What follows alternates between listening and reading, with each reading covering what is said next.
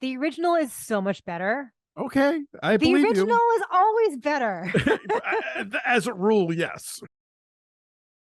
Goodnight Mommy, the English language remake, which was of course inevitable, exists in the world now. It's on Amazon Prime Video, and Alonso will tell you about it.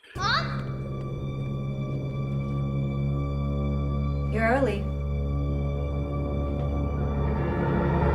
It was inevitable, and it was inevitable that it would star Naomi Watts because she's like the queen of the English language remake. Like Bibbs was pulling out some in his review that I didn't even remember existed, but Right.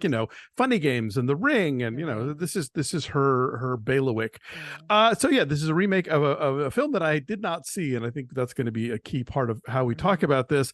It is the sophomore film from Matt Sobel, whose first film, Take Me to the River, I am a huge fan of, and I think did not get the love that it deserved. It premiered at Sundance. It came out, and I don't think a lot of people saw it or registered with them, but I thought it was a super taut, tight thriller. And this is him sort of operating in somewhat of the same milieu. It is about family secrets. It is about things unspoken. It is about the notorious and terrifying nature of barns. But what happens is twin boys come back from, I guess, summer camp or something, and their dad is dropping them off at their mom's house. Their mom is a famous movie actress played by Naomi Watts. She has just had some work done, and so she is wearing a sort of gauzy, bandagey mask that covers her face. And the boys can't help noticing that she's behaving somewhat erratically, and they begin to question, is this really their mother? And if their worst nightmare is true and that isn't their mother, how do they get any adult to believe them and know what they're saying is true?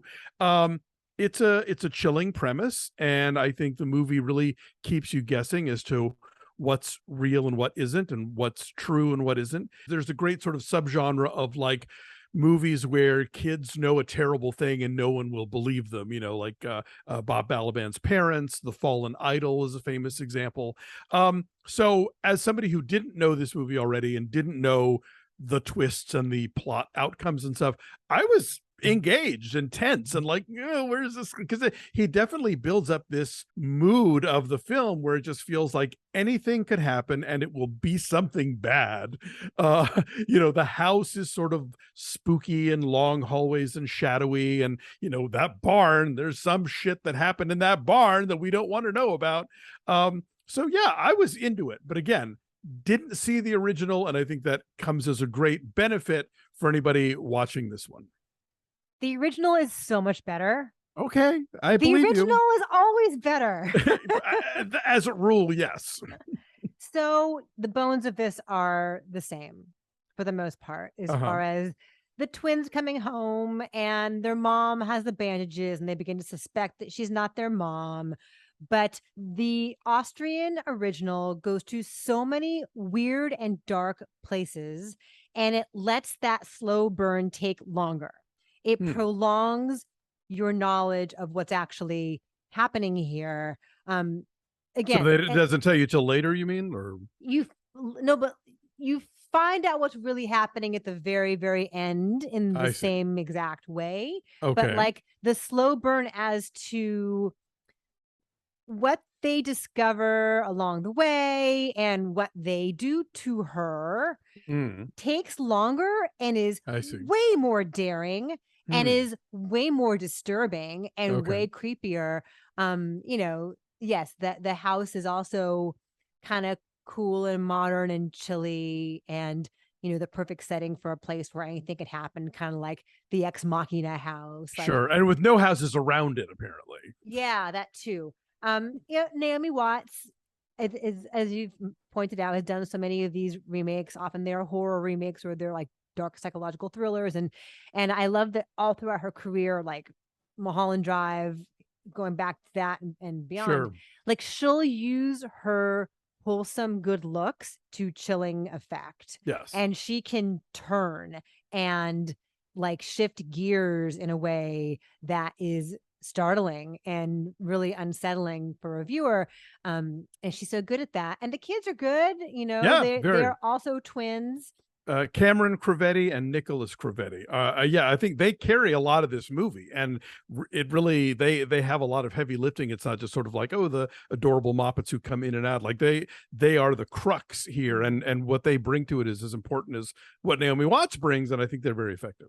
Right, they are. And then like the possible obstacles along the way are more stressful in the original too. We have a couple of like state police officers who show up at the door here, and you think maybe that's going to be their salvation. Who are named Gary and Sandy, and I'm wondering, like, is somebody a big WKRP fan? Like, what's that about? That's really funny. But the actor who plays the state police officer in Goodnight Mommy is also the sheriff's deputy in God's Country. Whoa, okay. Right? He's a rural police officer sitting across from somebody in a remote cabin asking questions.